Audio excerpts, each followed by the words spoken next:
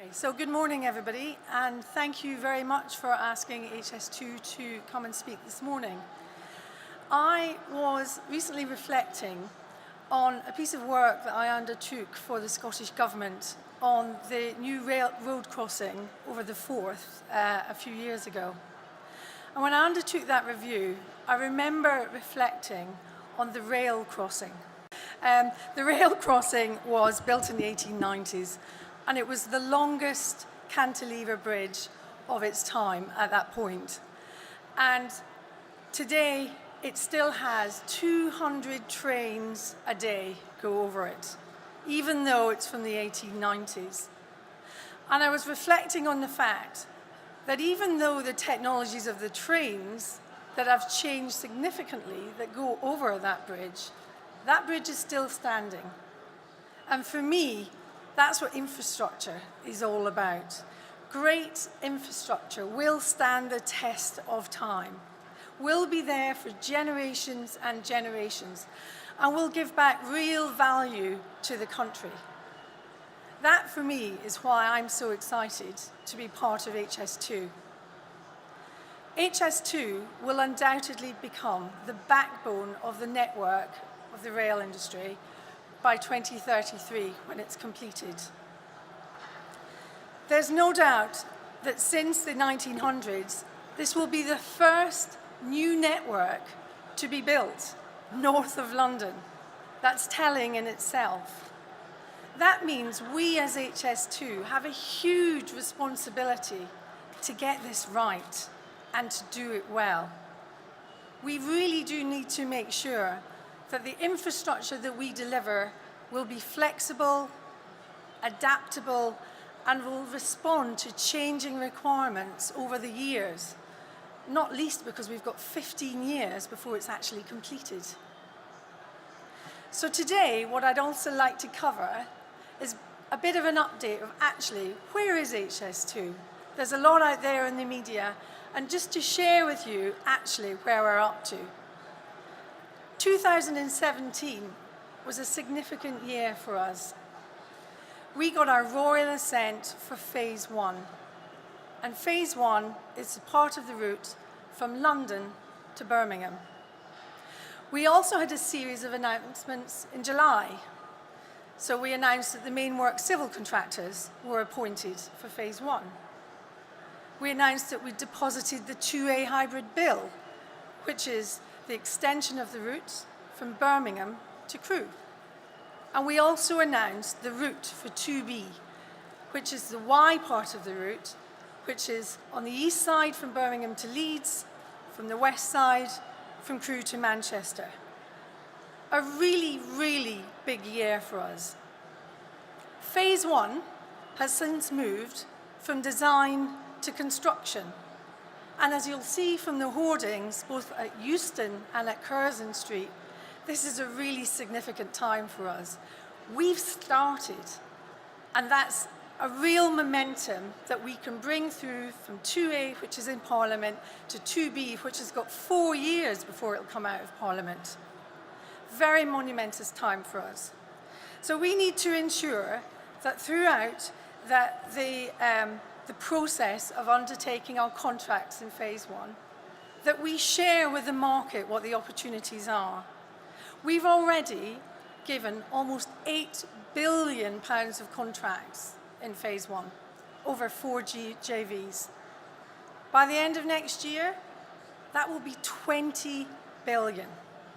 So we understand and recognize the responsibility we have to work with the supply chain, forgive me. Yesterday, one of my colleagues, Robin Lapeche, spoke about the supply chain, the opportunities of engaging with us, and making sure that all the suppliers get access to those opportunities. Our address internet website is obviously on this slide, but we also have a stand, so please do go over and speak to Robin, who will be able to give you more information on that. But again, a very, very key time for us. But HS2 is not all about phase 1. Phase 1 is less than 40% of the entire route. It's 134 miles of a 345-mile route. That's actually a third of the country, just to get the significance of the scale of what we're actually trying to deliver here, which is a huge task. And that's going through cities, Manchester, Birmingham, Leeds, very built-up areas, and also very greenfield open areas. So we have a real duty to ensure that we minimize the impact of this infrastructure as we deliver it. Not only as we deliver it, but once it is delivered. We need to make sure that it blends into the landscape as much as we can. We need to make sure that we've listened to our stakeholders' concerns. And we absolutely need to be committed to making sure that the communities that we disrupt while we're building this railway understand and recognize what benefits they'll actually get from this railway. So just to give you an example of the scale again of the route, we're going through 72 different parliamentary constituencies, 72. So we've got 72 members of parliament to deal with. We've got local authorities, we've got local businesses, we've got other stakeholders, and we've obviously got affected parties. The scale of that is enormous. And the consultation and engagement required for that is also enormous. Which leads me on to the 2A part of the route. 2A, as I said, was deposited in Parliament last summer, and since then has had 2 readings in Parliament, the second of which was in January.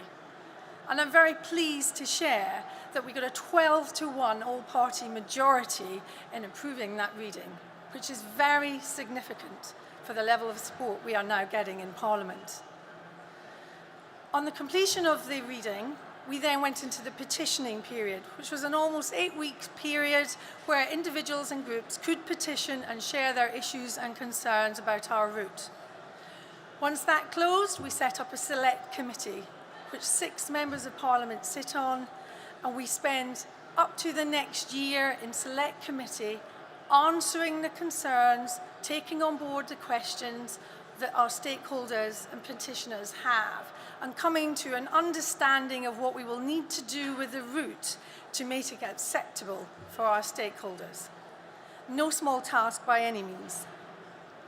We then have to go through a third part of the process. We do the whole thing all over again in the House of Lords, although we would hope that if we've dealt with most of the issues in the first part, that would be a much more narrow process to get to the third reading. And our target is to get to royal assent for 2A at the end of 2019. Now that's really, really key, because we can't deposit the bill for 2B until the 2A bill is actually out of Parliament. And the other thing we have to contend is Brexit. We didn't have Brexit on our risk register in 2012, funnily enough, but actually that's now what we're competing with for parliamentary time. And it's made a significant difference to the amount of time we will get in Parliament to get these bills through. So on the basis that hopefully we get our 2A bill approved and royal assent at the end of 19, we will then deposit our 2B bill at the end of 19. 2B is, as I say, the Y part of the route up to Leeds and Manchester. Currently, we're at an early stage of design, probably 4% in the design terms, having our first design submissions only in December. So we're now agreeing our first baseline with the Department of Transport to give us a benchmark to work from going forward. We're working very hard with our stakeholders as well in the development of that bill to make sure that we can enable as many of their aspirations as we can within our bill or within additional provisions, and make sure that we actually have them on side and supportive when we get to Parliament, so that we've ruled out a lot of the issues that might come to petition. And again, this is really important to be able to get through that parliamentary timescale in the limited time we've got. So 2B is the biggest bill ever in Parliament, ever. And its environmental study alone will be some 30,000 pages. I'm pleased to say I'm not drafting it, but anyway, 30,000 pages. So this is the scale of what we're trying to do. And certainly from my perspective, I've never been in an infrastructure project quite to this scale. Many people ask me, why is it that we take such a long time to deliver infrastructure in the UK? And I have to say, the parliamentary process I've just described is largely responsible for that. And in addition, the level of consultation and engagement that we undertake throughout that process, which I have to say from HS2's perspective is critical to us to make sure we really do understand what the issues are from our stakeholders, to make sure that we mitigate and minimize the impact, not just at delivery, but once, as I say, the route is delivered. That is critical that we get that right. And it usefully leads us on to reflecting on the benefits and the legacy, actually, that HS2 will leave. Last November, our chairman, Sir David Higgins, launched a report, Getting the Best Out of Britain. This is a significant report in HS2 terms. This is the first time we have a report that we can hold up and say, here's the evidence, these are the benefits you will get from HS2. The report took over a year to put together and was built on roundtables right across the route with stakeholders, educationalists, entrepreneurs, businesses, to try and evaluate what would actually make a real difference for Britain. What was it that we actually needed to do to improve our economy, get more growth, increase our productivity? Yes, journey times, capacity and connectivity are clearly very important for HS2, but actually it's accessibility that's the priority. Accessibility to three key areas: skills, employment, and jobs. We need to keep our graduates in our regions, or indeed in our cities, and not have them feel they have to go elsewhere to get good competitive jobs. The second element was funding and finance. We need greater access to funding and finance, not just in London. And HS2, not least, will be able to get the financiers out of London more quickly and spend half a day going to a meeting instead of an entire day. But we'll get more support for new businesses and smaller businesses, a whole different scale in the regions that's needed rather than just in the cities and in London. And then finally, access to new markets, national markets, regional markets, and international markets. And in a post-Brexit society, if we don't have that, we won't be able to compete. So it's absolutely essential that we ensure that accessibility is there. Let's just touch, though, on the first one that I talked about employment and skills and education. Because for the infrastructure sector, this is a very big deal. It's well recognized we actually don't have enough individuals with the right skills and the right training in the UK for the level of infrastructure projects we've got at the moment. We've got Thames Tunnel, we've got Heathrow Third Runway, we've got HS2, we've got Crossrail. They're all at the same time. We're all fighting for the same people. That's a very difficult thing to deal with in a project that's going to go over in the next 15 years. We need to know we will have the resources and the specialist skills needed to deliver this. Engineering UK recently published a report that said we needed almost 200,000 engineers over the next 5 years for each year. And over that period of time, they also predict that a quarter of our engineers, a quarter, will actually retire, which will make the problem even more compounded. So we as HS2 recognise we have a problem here and we do need to do something about it. If we were to reflect on our first train driver, who will drive our train to Leeds in 2033, they are probably sitting their GCSEs next week. That's the level that we need to target. We need to make sure that we are more attractive as an industry and as a sector to the younger generation. We need to make sure that the groups that have been previously unrepresented actually are better represented. And women clearly is one of those groups. We need to make sure that not only have we thought about the types of skills that we will need going forward, but we need to make sure that we have the breadth of skills. So for example, the NVQ 3 and 4 we know are actually quite difficult to get, particularly in the rail sector. And HS2 alone will probably be having 20,000 people work for it for the next 5 years at least. Where are all these people coming from? Where are we going to get all the resources we need? So for this reason, we will be publishing our strategy for skills and education later this year as we recognise it's a priority. And we also fully support our high-speed colleges, both in Doncaster and Birmingham. They're absolutely key to make sure that we've got our apprentices and our new graduates really keyed up on what we will need for the future, whether it's delivery mechanisms, whether it's data, whatever the particular element is. The rail sector will need it in the UK. And we need to make sure that we can compete, that we can keep our skills, we can keep our graduates, and indeed that we can actually attract graduates from other sectors as well, because that's largely where we'll get a lot of our innovation as well. HS2 has got 25 apprentices at the moment, and our opening for the new apprentices is in October later this year, which will give other youngsters the opportunity to join our team and work with us.